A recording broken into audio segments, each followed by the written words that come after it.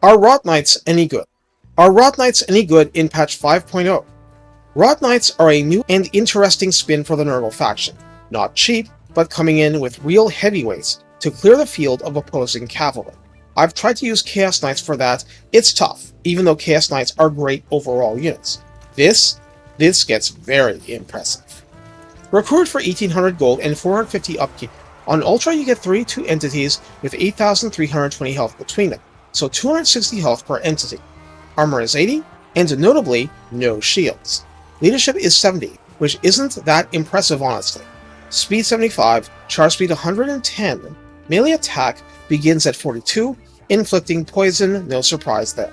Attack interval is 4, telling us that this is not Lance Cavalry, and these entities do have splash damage, with a medium target size and up to 4 entities damaged. Plague Ogres had 3.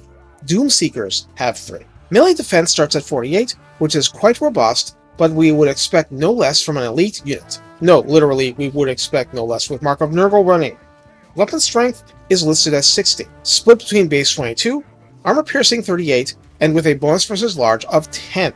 Now, 10 isn't massive, but considering the relatively large number of entities, it's still pretty healthy, and that means its melee attack 52 against large opponents from rank 0 onward, plus 1/6 bonus damage. Charge bonus is 60, and 60 is absolutely not low whatsoever, so this unit favors clean charges to do dirty damage. Mass is 1200. Aside from the Mark of Nurgle, this unit causes fear and has the old kind of regeneration, therefore it carries a 20% weakness to fire. Keep this in mind if you're dueling Knights of the Blazing Sun in the Kugath-style red skills. Rot Eaters grants a maximum of plus 6 melee attack and plus 9 flat charge bonus, which is highly desirable. At rank 7 and up, Cankerous Spread adds plus 10% speed, plus 5 melee defense, and 10% physical resistance. Not always useful, but extremely nice to have against opponents lacking magical attack. For Chaos Sorcerer Lords, Hammer onto Anvil as plus 8 melee defense and plus 12 flat charge bonus. Not exactly bad stuff either. Speed and Malice gives rank 7 ones, speed plus 10%, melee attack plus 5, and missile resistance 15%. So one gives more attack earlier, the other gives more defense earlier with missile resistance. That will help mitigate Sisters of Avalorn Fire. A little. In the Nurgle tech tree, Specimen Collection grants recruit rank plus 1 and charge bonus plus 10 flat.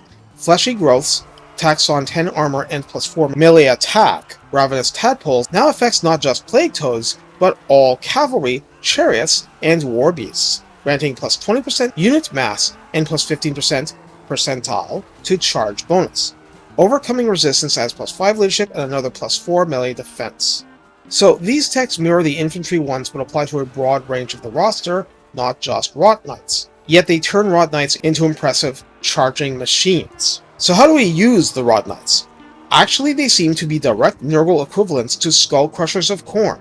They're shock troops, but are melee cavalry with a mild bonus versus large, meant to rough up enemy cavalry a lot. Shock troops are not meant to be the first ones taking the brunt of the arrows. They exist to come in and deal damage to targets already engaged with your forces. Ideally, that is. Having said that, the difference as opposed to the Khorne stuff is that regeneration gives the lower number of entities much greater staying power because you can still heal them regularly just fine. They just hit harder than most of your forces and have the splash damage to interspace among your own forces and spread the carnage around. So, like Doom Seekers, I'd use them to overwhelm spaces or to hide them among other forces so they take less damage, but only up to a point. 80 armor and regeneration makes them a lot tankier. The anti-large is a feature, but they're good, powerful, generalist knights besides that, with splash damage and sporting a fat, powerful charge bonus. They are hammers, and Nurgle has no lack of anvils. I invite you to make this work, and make the enemies of Grandfather suffer. Take care, and have fun trampling enemies on their plague-ridden hooves. It's cathartic.